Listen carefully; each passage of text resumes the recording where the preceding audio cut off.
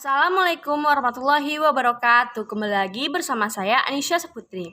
Pada kesempatan kali ini akan membahas mengenai salah satu karya susastra pada angkatan pujangga, yaitu cerpen pujangga yang berjudul Azab dan Sengsara oleh karangan Merari Siregar. Nah, video ini sendiri nantinya akan membuat mengenai bagaimana gaya penulisan dari cerpen Azab dan Sengsara karyanya Merari Siregar. Bisa kita sama bandingkan dengan gaya penulisan karya sastra sebelumnya. Nah, cerpen yang berjudul Azab dan Sengsara ini sendiri yaitu merupakan novel karangan Merari Siregar yang diterbitkan pertama kali oleh Balai Pustaka pada tahun 1921. Berikutnya mengalami beberapa kali cetak ulang. Nah, cetak ulang yang ke-29 tahun 2009 ini muncullah pertama kali dengan judul Azab dan Sengsara. Cerpen ini juga menceritakan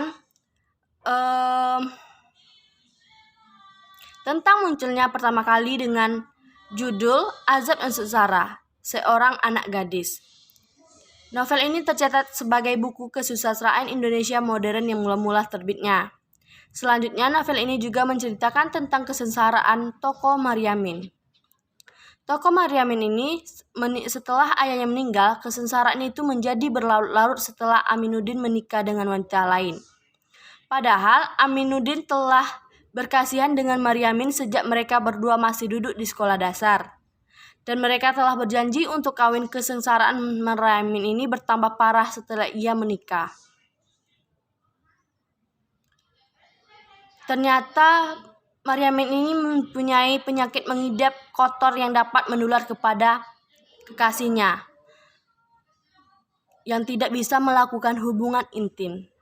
Tidak mau, maka terjadilah percocokan dalam rumah tangga mereka. Akhirnya kasih pun memukul dan menyiksa Maryamin menyebabkan mereka bercerai dan akhirnya meninggal karena tidak sanggup lagi menahan segala kesengsaraan itu.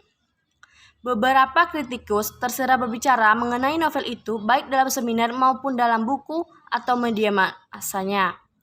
Nah, berdasarkan cuplikan saya jelaskan tadi itu, terdapat yang pertama dalam cerpen ini sudah ada yang namanya pergeseran atau perubahan.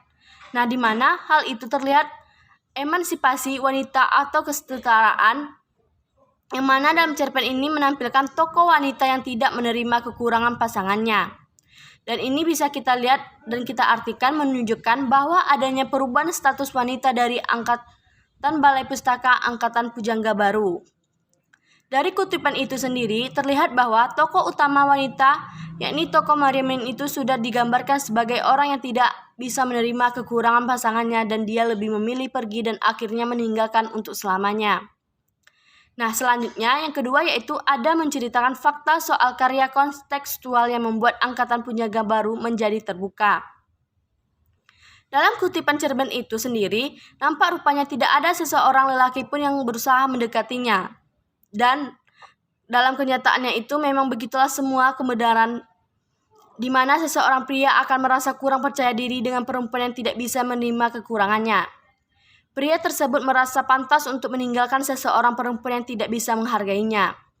Selanjutnya, ini juga menunjukkan bahwa adanya perbaikan atau perubahan yang terjadi pada karya sastra angkatan pujangga berupa kenyataan atau bersifat kontekstual.